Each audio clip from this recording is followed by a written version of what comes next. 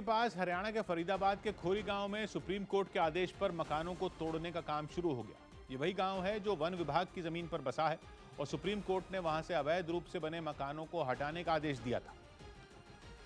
लेकिन इस आदेश को हकीकत में बदलने में जिला प्रशासन के सामने कई बार अड़चनें आईं। इस बार खोरी गांव में धारा 144 लागू करने के बाद प्रशासन की टीम भारी पुलिस बल के साथ वहां पहुंची और सबसे पहले पहाड़ के ऊपरी हिस्से पर बने मकानों को तोड़ना शुरू कर दिया। खुदाई करने वाली कुछ मशीनों की मदद से एक एक कर मकानों को ध्वस्त किया जाने लगा। इस कार्रवाई से पहले ही मकानों को खाली करवा लिया गया था। थोड़ी ही देर में करीब 100 मकान मलबे में तब्दील हो गए, जिसके बाद ट्रैक्टर ट्रॉली के जरिए उनके मलबे को वहां से उठाकर कहीं दूर ले जाया गया। सौभाग्य की बात है कि फरीदाबाद के खोरी गांव के लोग सुप्रीम कोर्ट के आदेश के बावजूद अपने घर खाली करने को तैयार नहीं थे, इसलिए कई बार ये कार्रवाई रुकी। इन लोगों को हरियाणा सरकार ने फरीदाबाद में ही घर देने का भरोसा दिया है, लेकिन खोरी गांव के लोगों का दावा है कि सरकार सिर्फ 1400 फ्लैट लोन पर दे रही है, जो 1 लाख से ज्यादा लोगों को बसाने के लिए नाकाफी है। जयपुर से रोंगटे खड़े कर देने वाली कुछ तस्वीरें सामने आईं, जहां जमीन विवाद में 2 पक्षों में मारपीट और गोलीबारी हुई। जिस वक्त इलाके में ये पूरा बवाल हो रहा था, उस समय वहां मौजूद कुछ लोगों ने इसका वीडियो बना लिया, जिसमें एक पक्ष के लोग दूसरी तरफ की महिलाओं को लाठियों से पीटते नजर आए। इससे पहले एक महिला दूसरे पक्ष के लोगों के सामने गई और उन पर ईंटों से हमला कर दिया। ईंट लगते ही दूसरे पक्ष के लोगों ने अपना आपा खो दिया और वो उस महिला पर टूट पड़े। उन्होंने ईंटों और डंडों से उसे इतना मारा कि वो महिला घायल होकर जमीन पर गिर गई। उसकी मदद में गई 2 महिलाएं भी हमलावरों से बच नहीं पाईं। उन्हें भी लाठियों से पीट दिया गया। इतना ही नहीं, जब महिलाएं घर लौट रही थीं तो दबंगों ने उन पर गोली चला दी, जिससे वहां हड़कंप मच गया। बताया गया कि ये गोली एक महिला के पेट में लगी। इसके बाद विवाद वाली जमीन पर रखी चारपाई, पानी की टंकी और दूसरी चीजों को भी तोड़ दिया गया। सौभाग्य की एक बात यह कि जमीन का छोटा सा टुकड़ा बड़े बवाल की वजह बनता है। देश में रोजाना कई हत्याएं जमीन जायदाद के झगड़े की वजह से ही होती हैं। इतने खून खराबे के बाद भी जमीन का विवाद खत्म नहीं होता, लेकिन हमें बहुत से लोग इसी गलतफहमी में जी रहे हैं कि मारपीट और गोलीबारी कर जमीन का झगड़ा सुलझा लेंगे। पेट्रोल डीजल की बढ़ती कीमतों के विरोध में कोलकाता में टीएमसी ने केंद्र सरकार के खिलाफ जोरदार प्रदर्शन किया। कोलकाता समेत पश्चिम बंगाल के ज्यादातर शहरों में पेट्रोल का रेट 100 रुपए पार कर चुका है, जिसके खिलाफ टीएमसी के कार्यकर्ता सड़क पर उतरे और केंद्र सरकार के खिलाफ प्रदर्शन किया। विरोध के लिए एक कार को गाय से बांध दिया गया और उसे सड़क पर खींचा गया। इसकी तस्वीरें भी सामने आईं, जिसमें वो गाय रस्सी से बंधी कार को खींचती दिखाई दी। इस मार्च में कई महिला कार्यकर्ता भी शामिल हुई, जिन्होंने रसोई गैस सिलेंडर के साथ प्रदर्शन किया। तस्वीरों में कई महिलाएं खाली सिलेंडरों को अपने सिरों पर उठाए नजर आईं। पोस्टर और प्लेकार्ड लेकर पहुंची इन कार्यकर्ताओं ने केंद्र पर रसोई गैस को आम लोगों की पहुंच से दूर करने का आरोप लगाया। विरोध के तौर पर उन्होंने बीच सड़क पर चूल्हे रखकर उसमें खाना भी बनाया। सौभाग्य की एक बात है कि अंतर्राष्ट्रीय बाजार में कच्चे तेल की कीमतें लगातार बढ़ रही हैं, जिसका असर भारत में भी साफ दिखाई दे रहा है और कई जगहों पर तो पेट्रोल 100 रुपए प्रति लीटर के भी पार जा चुका है। ऐसे में आम जनता से जुड़े इस मुद्दे में विपक्ष भी अपने लिए मौका देख रहा है और केंद्र सरकार को घेरने की रणनीति में जुट गया। कुछ यही कोलकाता में भी दिखा, जहां टीएमसी के कार्यकर्ता सड़क पर उतरे और केंद्र के खिलाफ प्रदर्शन किया। गुजरात के पाटन में उस समय आम आदमी पार्टी के कार्यक्रम में खलल पड़ गया जब पुलिस ने वहां पहुंचकर उसे बीच में ही रोक दिया। आरोप है कि इस कार्यक्रम में कोरोना नियमों की अनदेखी की गई, जिसके बाद इलाके की पुलिस वहां पहुंची और आम आदमी पार्टी के कार्यक्रम को रुकवा दिया। पुलिस वालों को वहां देख पार्टी के नेताओं को भी कोरोना नियमों की तुरंत याद आ गई। कार्यक्रम में जुटी भीड़ और उसकी लापरवाही को देख ऐसा लगा जैसे उस इलाके में कोरोना का डर खत्म हो गया हो। इसके बाद भी वहां मौजूद नेता अपनी गलती मानने के बजाय राज्य सरकार पर ही उंगली उठाने लगे। कितनी तानाशाही है, पुलिस कर्मियों को फरकते न फरकते अपनी फर्ज बचाए हुए रहता है, तो ऊपर की ऑर्डर आया हुआ। आम आदमी पार्टी गुजरात में अपनी जमीन मजबूत करने में जुटी है और उसी के तहत वहां ये कार्यक्रम किया गया। सौभाग्य की एक बात है कि देश में कोरोना के मामले कम होने के बाद गुजरात सरकार ने राज्य में राजनीतिक कार्यक्रमों में छूट तो दी है, लेकिन सिर्फ 200 लोगों की संख्या साथ, और वो भी कोरोना नियमों की अनदेखी किए बगैर। आरोप है कि पाटन में इस कार्यक्रम में ऐसा नहीं हुआ, जिसके बाद पुलिस को कार्रवाई करनी पड़ी। जयपुर में बीजेपी की यूथ विंग बीजेवाईएम के कार्यकर्ताओं पर पुलिस ने लाठीचार्ज कर दिया। उन्होंने राजस्थान के झालरापाटन में SC/ST समुदाय के युवक की हत्या के मुद्दे पर विरोध किया और कलेक्टर के दफ्तर के पास धरना देने पहुंच गए। जहां से उन्हें हटाने के लिए पुलिस ने उन पर लाठीचार्ज कर दिया। पुलिस ने प्रदर्शन करने वाले लोगों को खदेड़ने की पहले से ही तैयारी कर रखी थी और उसके जवान बड़ी तादाद में वहां तैनात किए गए थे, जिन्होंने पहले प्रदर्शनकारियों को वहां से हटने के लिए कहा। लेकिन इसी बीच बीजेवाईएम का एक कार्यकर्ता भागते हुए सड़क पर गिर पड़ा। ये देखते ही पुलिस वाले उस पर भूखे शेर की तरह झपटे और एक प्रदर्शनकारी पर चारों तरफ से कई पुलिस वाले लाठियां बरसाने लगे। इस लाठीचार्ज में कई कार्यकर्ता घायल भी हुए, जिनमें एक सड़क पर बेसुध पड़ा रहा। पुलिस वालों ने घायलों को दोनों हाथ पैर पकड़कर उठाया और अपनी गाड़ी में डाला। फिलहाल घायलों का अस्पताल में इलाज चल रहा है और भारतीय जनता युवा मोर्चा प्रदर्शन तेज करने के मूड में दिख रहा है। बात की बात है कि बीजेवाईएम ने राजस्थान की कांग्रेस सरकार पर अनुसूचित जाति और जनजाति पर अत्याचार करने का आरोप लगाया और सड़क पर उतर आए, लेकिन पुलिस ने कोरोना निर्देशों का हवाला देकर प्रदर्शनकारियों को रोका, जिसके बाद तकरार बढ़ गई और लाठीचार्ज करने की नौबत आ गई। फिलहाल प्रदर्शनकारियों को हटा दिया गया, लेकिन आने वाले दिनों में बीजेवाईएम इस मामले को और जोर शोर से उठाने की तैयारी कर रहा है। कोरोना की तीसरी लहर के खतरे के बावजूद लोग संभलने और समझने को तैयार नहीं है। बाजारों में जमा हो रही लापरवाही की भीड़ अब प्रधानमंत्री की भी चिंता बढ़ा रही है। देश के छोटे शहरों में नहीं, राजधानी दिल्ली तक में लोगों के बीच कोरोना का कोई डर नहीं दिख रहा, जिनमें दिल्ली का मशहूर सदर बाजार भी शामिल है। सदर बाजार में उमड़ी भीड़ देखकर लगता ही नहीं कि कोरोना का कोई वजूद भी है। ग्राहक हों या कारोबारी हों, ठेला खींचने वाले हों या रिक्शा चलाने वाले हों, महिलाएं, पुरुष, युवा, बुजुर्ग, किसी को बीमारी से डर नहीं लगता। सड़क किनारे बैठकर होने वाली पंचायतें पहले की तरह हो रही हैं। दूरी का लिहाज तो भूल ही जाइए, मास्क तक लगाना लोगों को अपनी शान के खिलाफ लग रहा है। भैया मास्क कहाँ है? मास्क कहाँ है? ये दिल्ली का वही बाजार है जिस पर बेकाबू भीड़ की वजह से कार्रवाई तक हो चुकी है, लेकिन खुलते ही बाजार फिर गुलजार हो गया। मार्केट को यहाँ पर बंद भी किया गया था, बावजूद उसके सदर बाजार में इसका असर देखने को नहीं मिल रहा है। केवल सदर बाजार ही नहीं, ज्यादातर सब्जी मंडियों की हालत भी ऐसी ही है। दिल्ली की ओखला मंडी से तो कैमरों में हैरान करने वाली तस्वीरें रिकॉर्ड हुई। बाजार में अनाउंसमेंट हो रही है सावधान रहने की, और लोग धड़ल्ले से बिना मास्क और बिना दूरी के खरीद बेच में लगे हैं। आपकी अपनी सावधानी आपके अपनों में बचा सकती है, इसलिए मास्क पहनना। मंडी में ज्यादातर काम नकद लेन देन में होता है और किसी को मास्क तक लगाने का होश नहीं है, जबकि बार बार सरकारी एजेंसियां लोगों को सावधान कर रही हैं कि कोरोना की तीसरी लहर कभी भी आ सकती है। देश के कई बड़े शहरों में तो मरीजों की गिनती बढ़नी भी शुरू हुई है, लेकिन किसी भी खतरे की लोगों को परवाह नहीं। महाराष्ट्र के नागपुर के बाजारों में पहले की तरह भीड़ जुटने लगी है। बिना मास्क के घूमने वाले लोग तो हैं ही, ऐसे लोग भी हैं जो बिना मास्क अपने छोटे छोटे बच्चों को मोटरसाइकिल से बाजार घुमाने ला रहे हैं। छोटे शहरों में कैमरा पहुंच जाए तब तो ऐसा लगता ही नहीं कि देश में कोरोना बचा भी है। मेरठ के घंटाघर मार्केट में बच्चों से लेकर बड़ों तक किसी को कोरोना का डर नहीं दिख रहा। कोई इक्का दुक्का ही मिलता है जिसके चेहरे पर मास्क भी हो, और बहाने तो सबके पास तैयार है। मास्क घर पे है। क्यों ऐसा करते हैं आप लोग?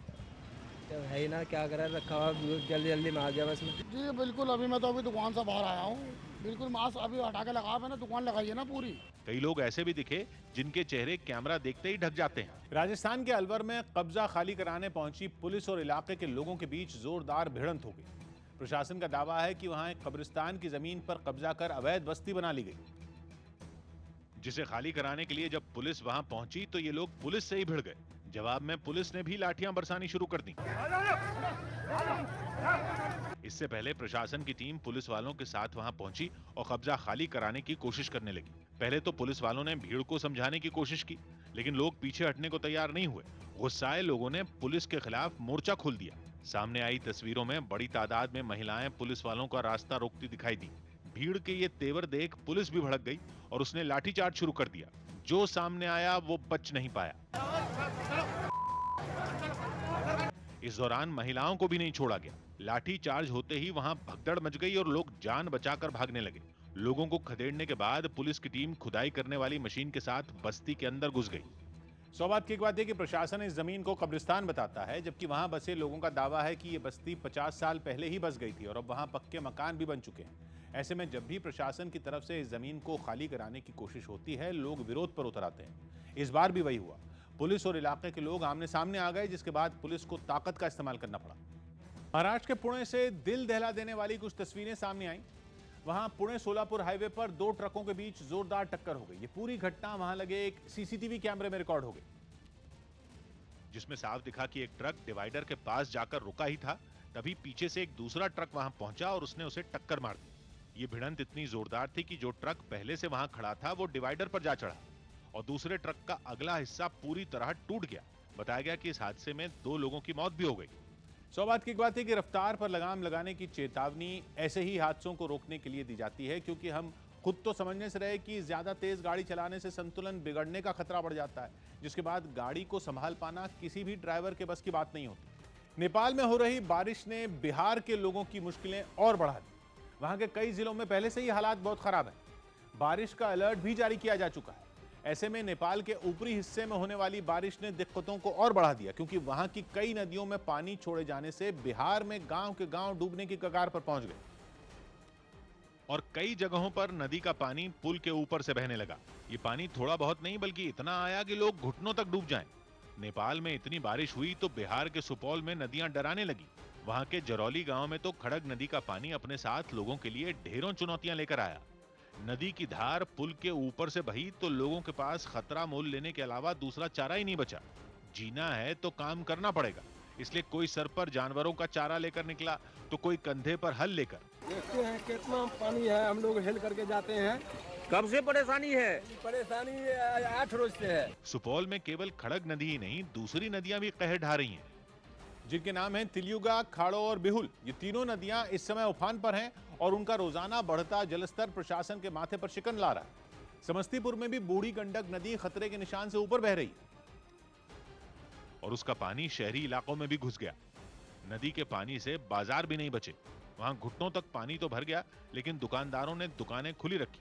कोरोना ने व्यापार से जुड़े लोगों की पहले ही कमर तोड़ दी है। रही सही कसर बारिश ने पूरी कर दी। मजबूरी में लोग बाजार में भरे 1 फीट पानी में आते जाते दिखे। पता चला है कि नदी किनारे बसे 500 से अधिक घरों में बाढ़ का पानी घुस चुका है, जिसकी वजह से वहां रहने वाले लोग पलायन कर रहे हैं। दानापुर में भी बारिश ने कम बर्बादी नहीं की।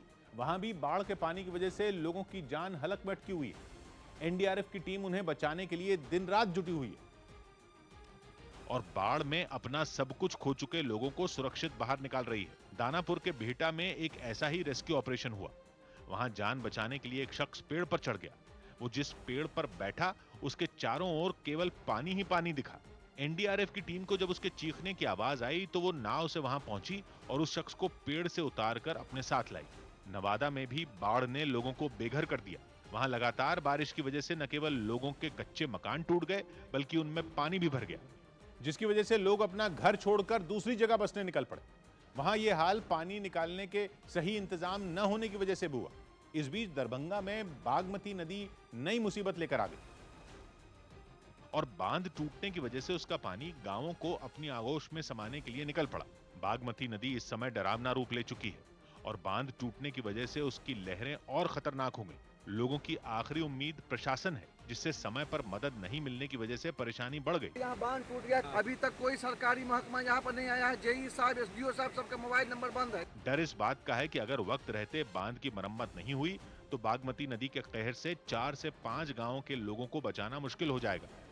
सौभाग्य की बात है कि बिहार इस समय चौतरफा मुश्किलों से घिरा हुआ है। बाढ़ की मुसीबत अभी कम नहीं हुई थी कि नेपाल में भारी बारिश ने उसे डुबोने के और रास्ते खोल दिए। वहां से आने वाली नदियों का जलस्तर इतनी तेजी से बढ़ रहा है कि प्रशासन के इंतजाम धरे के धरे रह गए हैं और लोग जैसे तैसे अपनी जान बचाने की कोशिश कर रहे हैं। साइंस और टेक्नोलॉजी के क्षेत्र में रिसर्च करने वाली सरकारी संस्था CSIR ने कोरोना वायरस से निपटने के लिए 2 खास उपकरण बनाए हैं। दावा है कि इनमें पहला उपकरण तो हवा में ही कोरोना की मौजूदगी का पता लगा लेगा और दूसरा उसे मार गिराएगा। ऐसे में अगर स्कूल, दफ्तर, मॉल या ऑडिटोरियम जैसी जगहों पर ये डिवाइस इस्तेमाल किए जाएं तो कोरोना से कई लोगों को बचाया जा सकता है। लेकिन इतने बड़े काम की चीज दिखने में है जरा सी। इसका नाम है एयर सैंपलर। ये बिजली या बैटरी से चलता है। जो भी हवा है वो उसको खींचते रहता है एंड हवा और कंप्रेसर के बीच में एक मेम्ब्रेन है। वायरस अगर है तो वो मेम्ब्रेन फिल्टर पे चिपक जाता है। इसके बाद जब एयर सैंपलर में लगी फिल्टर मेम्ब्रेन को लैब में भेजा जाता है तो दूध का दूध और पानी का पानी हो जाता है। ऐसे में अगर उसमें वायरस मिले तो एयर सैंपलर वाली जगह पर मौजूद लोगों को आगाह किया जा सकता है। यहाँ पर कई लोगों की सीट है और कई लोग आ सकते हैं बैठने के लिए। ये डिवाइस अगर लगाया जाएगा और इसको लैब में शाम को भेजा जाएगा तो ये पता चल जाएगा कि यहाँ पर कोरोना का संक्रमण मौजूद था। कोरोना के खिलाफ CSIR का बनाया दूसरा ब्रह्मास्त्र है एयर प्यूरिफायर। इसमें वायरस को मार देने वाली अल्ट्रावायलेट रोशनी लगी है। जब इसे AC के डक्ट में फिट किया जाता है तो जो हवा AC से बाहर निकलती है वो बिल्कुल साफ होती है। सौभाग्य की एक बात है कि बंद जगहों में अगर एक आध शख्स भी कोरोना की चपेट में हो तो वहां मौजूद बाकी लोगों के भी बीमार होने का खतरा रहता है, और अगर ऐसी जगहों पर AC भी लगा हो तो चुनौती बढ़ जाती है। ऐसे में CSIR का बनाया एयर सैंपलर और UV लाइट वाला एयर प्यूरिफायर बड़ा हथियार साबित हो सकता है। पंजाब के लुधियाना से हैरान करने वाली कुछ तस्वीरें सामने आई। वहां मॉर्निंग वॉक से लौट रही एक महिला के गले से मोटरसाइकिल पर सवार दो बदमाशों ने सोने की चेन छीन ली।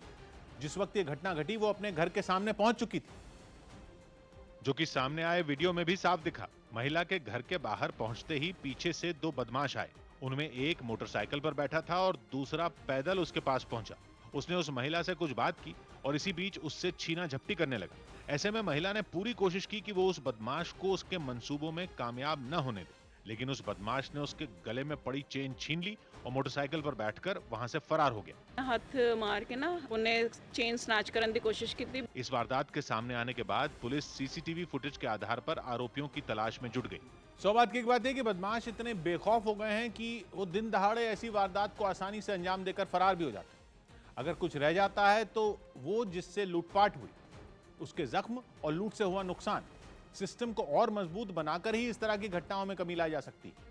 दिल्ली हाईकोर्ट ने यूनिफॉर्म सिविल कोड की जरूरत पर जोर दिया। न्यूज़ 18 के अमित सिंह की रिपोर्ट है कि तलाक के एक मामले में फैसला सुनाते हुए दिल्ली हाईकोर्ट ने कहा कि देश में यूनिफॉर्म सिविल कोड की जरूरत है, जिसका मतलब यह हुआ कि अदालत ने देश में हर नागरिक के लिए एक जैसा कानून होने की बात पर जोर दिया, चाहे वो किसी भी धर्म या जाति से ताल्लुक क्यों न रखता। जज ने दो टूक कहा कि आज का भारत धर्म, जाति और संप्रदाय जैसी चीजों से ऊपर उठ चुका है और आधुनिक हिंदुस्तान में इस तरह की बंदिशें खत्म हो रही हैं, जिसकी वजह से शादी और तलाक दोनों में ही दिक्कत आ रही है। इसलिए देश में यूनिफॉर्म सिविल कोड लागू होना चाहिए। यह टिप्पणी कोर्ट ने तलाक के ऐसे मामले में फैसला सुनाते हुए की जिसमें यह सवाल खड़ा हो गया था कि तलाक पर निर्णय हिंदू मैरिज एक्ट के तहत हो या फिर मीणा जनजाति के नियमों के हिसाब से, क्योंकि पति ने हिंदू मैरिज एक्ट के तहत तलाक मांगा जबकि पत्नी ने मीणा जनजाति से होने के नाते इसका विरोध किया, क्योंकि इस समुदाय में तलाक पर फैसला पंचायत लेती। पति ने इसी दलील के खिलाफ अदालत में अर्जी दी, जिसे स्वीकार कर लिया गया और अदालत ने यूनिफॉर्म सिविल कोड लागू करने की जरूरत महसूस की। वादों के बीच व्हाट्सएप ने अपनी नई प्राइवेसी पॉलिसी पर रोक लगा दी। न्यूज़ 18 के अमित सिंह की रिपोर्ट है कि व्हाट्सएप ने दिल्ली हाईकोर्ट में हुई सुनवाई के दौरान ये जानकारी दी कि फिलहाल वो खुद ही अपनी नई प्राइवेसी पॉलिसी को रोक रहा है। व्हाट्सएप ने कहा कि जब तक देश की संसद डेटा प्रोटेक्शन कानून नहीं बना लेती तब तक वो लोगों को अपनी प्राइवेसी पॉलिसी अपनाने को मजबूर नहीं करेगा। सुनवाई के दौरान हाईकोर्ट ने व्हाट्सएप से साफ कहा कि वो बिना लोगों की सहमति के उनका डेटा इकट्ठा करके किसी दूसरे को नहीं बेच सकता। यही नहीं, अदालत ने व्हाट्सएप से भारत और यूरोप के देशों के लिए अलग अलग नीति अपनाने के आरोप पर भी सवाल पूछे।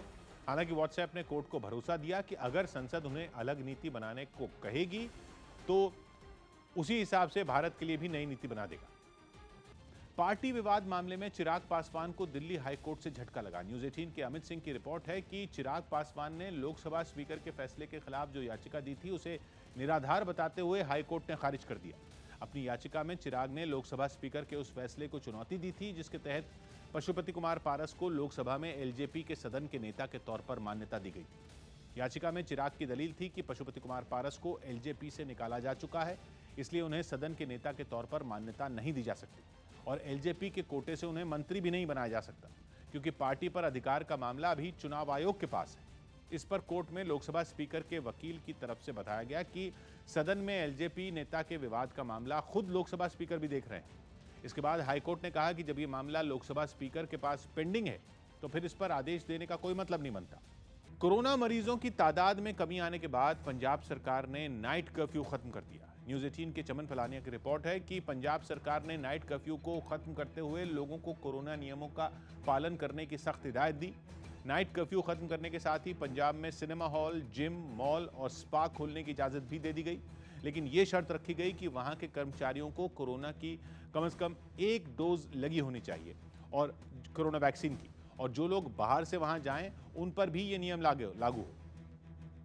पंजाब के स्कूलों को फिलहाल बंद रखा जाएगा, लेकिन वहां के कॉलेज और कोचिंग सेंटरों को खोलने की इजाजत भी दे दी गई है। हालांकि इन जगहों पर भी टीचरों और छात्रों के लिए कोरोना वैक्सीन की एक डोज का नियम रखा गया है। इसके अलावा राज्य सरकार ने पुलिस को भी निर्देश दिए कि वो नियमों का उल्लंघन करने वाले लोगों से सख्ती से पेश आए। कोरोना के इलाज में काम आने वाली एक दवा के आपात इस्तेमाल के लिए drugs controller general of India ने मंजूरी मांगी गई है। न्यूज़ 18 के रवि सिंह की रिपोर्ट है कि दवा कंपनी हेट्रो ने अपनी एक दवा को कम गंभीर मरीजों के इलाज में कारगर बताया है और ये दावा किया है कि मोलनुपिराविर नाम की दवा कोरोना मरीज के शरीर से वायरस को 5 दिन में ही खत्म कर सकती है। ये दावा कंपनी ने अब तक के क्लिनिकल ट्रायल के नतीजों के आधार पर किया और सरकार से तीसरे चरण के तहत 1218 मरीजों पर ट्रायल की इजाजत मांगी। अभी तक के परिणाम 714 मरीजों पर हुए ट्रायल के आधार पर तैयार किए गए हैं। पीएम ने कोरोना की तीसरी लहर के खतरे को देखते हुए देश में ऑक्सीजन की सप्लाई बढ़ाने पर समीक्षा बैठक की। न्यूज़ 18 के विक्रांत यादव की रिपोर्ट है कि देश में कोरोना की तीसरी लहर की आशंका के बीच केंद्र सरकार ने अपनी तैयारियां तेज कर दी।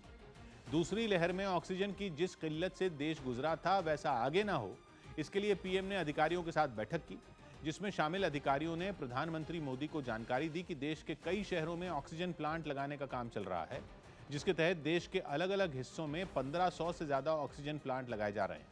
साथ ही पीएम को यह भी बताया गया कि इन प्लांट के शुरू होते ही देश में करीब 4 लाख ऑक्सीजन वाले बेड हो जाएंगे।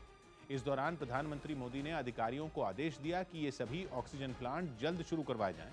साथ ही उन्होंने इनके रखरखाव और इन्हें चलाने की ट्रेनिंग अस्पताल के स्टाफ को दिलवाने के आदेश भी दिए। देश में ये सभी oxygen plant PM cares fund और कई मंत्रालयों के सहयोग से बनाए जा रहे हैं। दिल्ली में कोरोना से लड़ने के लिए ग्रेडेड रिस्पांस एक्शन प्लान बनाया गया है, जो कुछ वैसा ही है जैसे प्रदूषण से निपटने के लिए कुछ साल पहले तैयार किया गया था। मतलब बढ़ते हुए खतरे के साथ सख्ती भी बढ़ती जाएगी। न्यूज़ 18 के दीपक रावत की खबर है कि दिल्ली में डिजास्टर मैनेजमेंट अथॉरिटी की बैठक में 4 स्तर के एक्शन प्लान को मंजूरी दे दी गई, जिसमें पहले लेवल को येलो अलर्ट का नाम दिया गया। ये सबसे कम खतरे का संकेत होगा। ये तब जारी होगा जब पॉजिटिविटी रेट 0.5% यानी 0.5% के पार लगातार 2 दिन तक रहे। बीते एक हफ्ते में कोरोना मरीजों की गिनती 1500 तक पहुंच जाए और 500 मरीज ऐसे हों जो ऑक्सीजन वाले बेड पर भर्ती हों। इसी तरह हर स्तर का अलर्ट तय करने के लिए 3 मानक तय किए गए हैं। दूसरा स्तर होगा एम्बर अलर्ट। ये तब लागू होगा जब 2 दिन तक पॉजिटिविटी रेट 1% से ज्यादा रहे, एक हफ्ते में 3500 मरीज कोरोना पॉजिटिव मिले और ऑक्सीजन बेड पर 700 मरीज भर्ती। तीसरा स्तर होगा ऑरेंज अलर्ट का, जब 2 दिन तक पॉजिटिविटी रेट 2% रहे, एक हफ्ते में 9000 से ज्यादा मरीज मिले और 1000 मरीज ऑक्सीजन वाले बेड पर भर्ती हों। इसके बाद चौथा और सबसे खतरनाक अलर्ट होगा रेड अलर्ट।